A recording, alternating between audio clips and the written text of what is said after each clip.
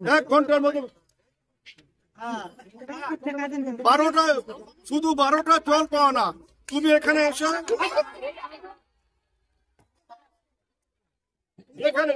এখানে যেখানে টিউবওয়েল খারাপ আছে সেই টিউবওয়েল গুলো মানে ওই খারাপ আছে ওগুলোকে ঠিক করার বন্দোবস্ত করো। পানীয় জলের সংকটে পথ অবরোধ, মন্ত্রীর হস্তক্ষেপে অবরোধ প্রত্যাহার।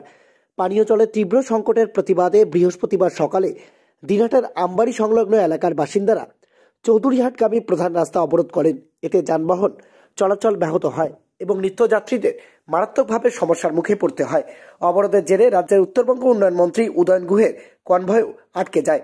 শেষে মন্ত্রীর আশ্বাসে অবরোধ প্রত্যাহার করা হয়। এদিন সকাল 10:15 দিকে আমবাড়ি ও আমবাড়ি বাজার এলাকার শতাধিক বাসিন্দা রাস্তা অবরোধ করে বসেন।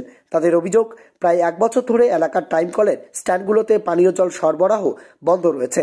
এছাড়াও অনেক বাড়িতে পানীয় জলের কানেকশন দেওয়া হলেও সেগুলো অকার্যকর। ফলে স্থানীয়রা বাধ্য হয়ে দূরের নিগমনগর এলাকা থেকে পানীয় জল সংগ্রহ করছেন।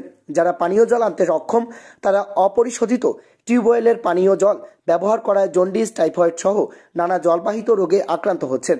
পথ অবরোধের সময় বামনহাট যাওয়ার উদ্দেশ্যে উত্তরবঙ্গ উন্নয়ন মন্ত্রী উদয়ন গুহের কনভয় সেখানে আটকে পড়ে।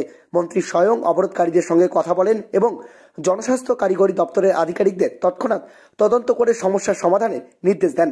তার আশ্বাস পেয়ে বাসিন্দারা অবরোধ তুলে নেন। অবরোধকারীরা জানান, বারবার অভিযোগ করেও কোনো ফল না পেয়ে তারা এই পথ অবরোধ করতে বাধ্য হন।